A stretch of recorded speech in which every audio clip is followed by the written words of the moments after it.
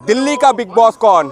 ये सवाल पिछले कई सालों से चल रहा है। मामला सुप्रीम कोर्ट तक पहुंचा, लेकिन अब केंद्र सरकार संसद में, लोकसभा में जो बिल लेकर आई है उससे साफ है कि दिल्ली का बिग बॉस उपराज्यपाल ही होगा। और उसी को लेकर के आम आदमी पार्टी सांसद गांधी प्रतिमा पर कुछ इस तरीके से प्रदर्शन कर रहे हैं।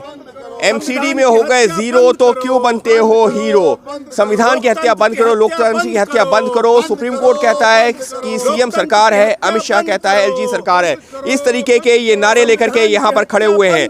आम आदमी पार्टी के तीनों सांसद यहाँ पर मौजूद हैं और बात करते हैं इनसे, और लगातार नारेबाजी कर रहे हैं केंद्र सरकार को लेकर के। तो फिलहाल ये देख सकते हैं कि किस तरीके से इस वक्त ये नारेबाजी चल रही है, और ये चल रही है गांधी प्रतिमा के ठीक सामने। बात करते हैं संजय सिंह से। संजय जी, लोकतंत्र विरोधी ये सरकार। संजय जी, आप लोग विरोध कर रहे हैं, लेकिन केंद्र सरकार की तरफ से कहा जा रहा है, तानाशाही की सरकार, केंद्र सरकार की तरफ से कहा जा रहा है कि सुप्रीम कोर्ट ने भी कहा था स्थिति स्पष्ट होनी चाहिए। देखिए, सुप्रीम कोर्ट ने स्पष्ट तौर पे कहा था कि दिल्ली में मुख्यमंत्री सरकार है, चुनी हुई सरकार ही सरकार है। और भारतीय जनता पार्टी जो चुनाव में बुरी तरीके से पराजित हुई, जो प्रचंड बहुमत से दिल्ली में एक सरकार आम आदमी पार्टी की बनी, और एमसीडी में बीजेपी जब जीरो हो गई तो अब हीरो बन रही है।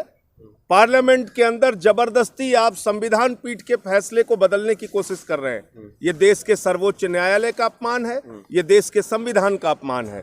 दिल्ली में विधानसभा 69वें संशोधन से बनी, तो इसलिए किसी भी प्रकार का परिवर्तन संविधान संशोधन के जरिए होता है। आप जबरन गला दबाकर लोकतंत्र की हत्या करके अगर आप बिल पास करके दिल्ली में एलजी को सरकार बनाना चाहते हैं, तो फिर चुनी हुई सरकार का मतलब क्या है? फिर लोगों के वोट का क्या मतलब है?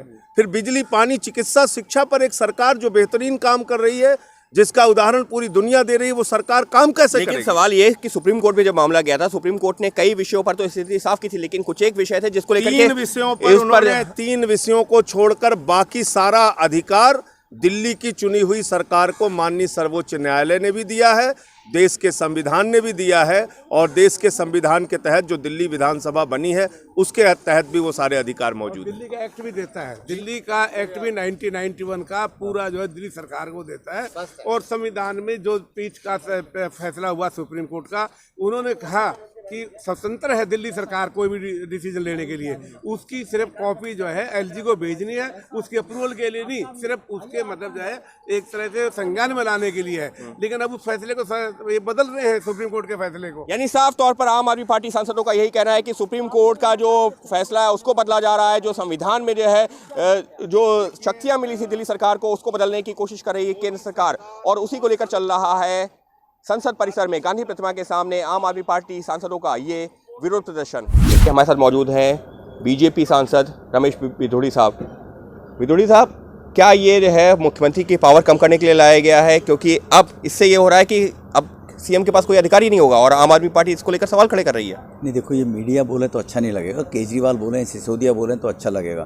केजरीवाल को मालूम है करना उसने कुछ है नहीं, और दूसरे के ऊपर ठीकरा फोड़ना है। इस बिल में ऐसा कुछ भी नहीं है। सेक्शन 44 के अंदर एनसीटी जब एक्ट बना था, उस एक्ट के अंदर बड़ा क्लियर प्रोविज़न बड़ा क्लियर था कि लेफ्टिनेंट गवर्नर और सीएम मिलकर निर्णय लें। सुप्रीम कोर्ट ने भी जो टिप्पणी की थी 14 जुलाई को, वो यही की थी कि मिलकर काम करें। मिलकर काम करने का मतलब है जो सेंट्रल गवर्नमेंट की कुछ पॉलिसीज़ हैं, सेंट्रल गवर्नमेंट का कुछ लॉ हैं, favour interest in the interest of peoples, जैसे आयुष्मान भारत योजना केजरीवाल ने लागू नहीं की। लेफ्टिनेंट गवर्नर ने रिक्वेस्ट किया, वो माना नहीं वो। तो केजरीवाल के पास प्रोविज़न है, एनसीटी एक्ट के में प्रोविज़न है कि जो दिल्ली सरकार कोई भी डिसीजन लेगी वो लेफ्टिनेंट गवर्नर के कंसेंट से उनको रिपोर्ट जरूर भेजेगी इस बात को लेकर। क्योंकि दिल्ली देश की राजधानी, एम्बेसीज हैं यहाँ पर एम्बेसडर्स रहते हैं पूरी दुनिया के।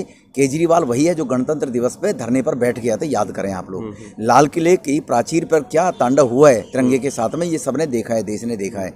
तो जो केजरीवाल मनमानी कर रहे हैं, तो केजरीवाल कॉन्स्टिट्यूशन पर विश्वास रखें, और जो कैबिनेट के निर्णय हैं उस निर्णय को लेफ्टिनेंट गवर्नर के पास भेजे। वो अगर विद इन द लॉ के वो होंगे तो लेफ्टिनेंट गवर्नर क्यों ऑब्जेक्शन करेगा, और अगर कहीं वायलेट करेंगे वो तो राष्ट्रपति के पास वो फाइल भेजने का एलजी को अधिकार है। लेकिन आम आदमी पार्टी लगातार ये कह रही है कि दिल्ली की चुनी हुई सरकार के अगर आप सारे अधिकार ही ले लेंगे, सब कुछ एलजी के पास चला जाएगा, तो फिर चुनी हुई सरकार का मतलब क्या है?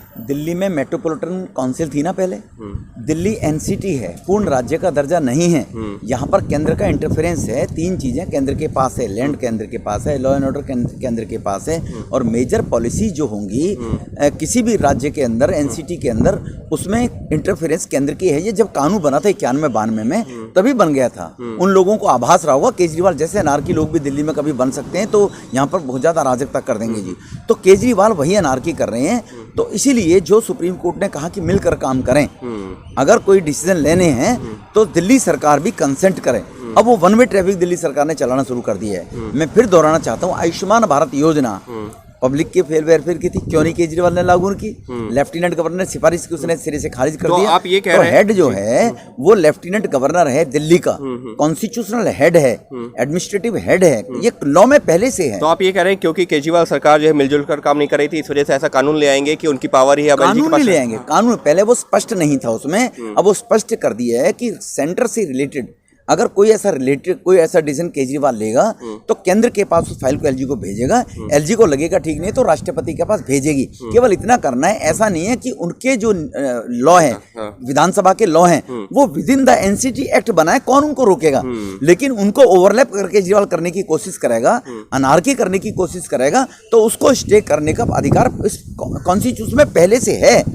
पर वो क्लियरिटी नहीं दिया था कि लेफ्टिनेंट गवर्नर की कंसेंट ले। अब वो कंसेंट लेते नहीं है, तो उससे प्रॉब्लम आ रही है। लेकिन अब इस सबके बीच में आम आदमी पार्टी की तरफ से एक और जो सवाल उठाया जा रहा है कि बीजेपी अपने घोषणा पत्र में, चुनावी घोषणा पत्र में पूर्ण राज्य की बात करती है, यहाँ पर तो जो अधिकार हैं, सीमित अधिकार हैं, वो भी छीन रही है। नहीं, पूर्ण राज्य के दर्जे से बीजेपी कभी हटी नहीं, लेकिन इस प्रकार की मानसिकता लोग अगर चीफ मिनिस्टर होंगे कि केवल राजनीति करेंगे, देश और जनता के बारे में नहीं सोचेंगे। केजरीवाल टोटल पॉलिटिक्स करता है। आपने देखा हो ना केजरीवाल ने क्या बोला था लाल किले पर, जो तिरंगे के साथ में जो बदतमीजी हुई है वो भारतीय जनता पार्टी के लोगों ने की है। ये एक मुख्यमंत्री का बयान हो सकता है क्या? कॉन्स्टिट्यूशनल हेड पर बैठने वाला व्यक्ति और ऐसे अनारकी लोगों को सपोर्ट करके कह रहा है वहां पर राजनीति कर रहे हैं, तो उस पर क्या ट्रस्ट करोगे आप केजरीवाल के ऊपर? तो वो ट्रस्ट करने के लायक नहीं है केजरीवाल साहब। तो इसीलिए ये नहीं कह सकते हैं कि हम चुनी हुई सरकार को कोई चैलेंज करने की बात हो रही है। जो लॉ, मैं फिर दोहराना चाह रहा हूँ बार बार, जो लॉ 1991-92 में एनसीटी एक्ट में बना था, उसको सुप्रीम कोर्ट ने जो डायरेक्शन दी थी उसको पुख्ता करने का काम इस लॉ में किया गया। यानी साफ तौर पर रमेश बिधूड़ी का यही कहना है कि जो पहले से कानून है उसमें और ज़्यादा स्पष्टता देने के लिए ये जो है बिल लाया गया है। ऐसा नहीं है कि अधिकार लेने के लिए, और इसको लेकर के बेवजह तूल दे रही है आम आदमी पार्टी सरकार। Ankit Gupta, ABP news, Delhi.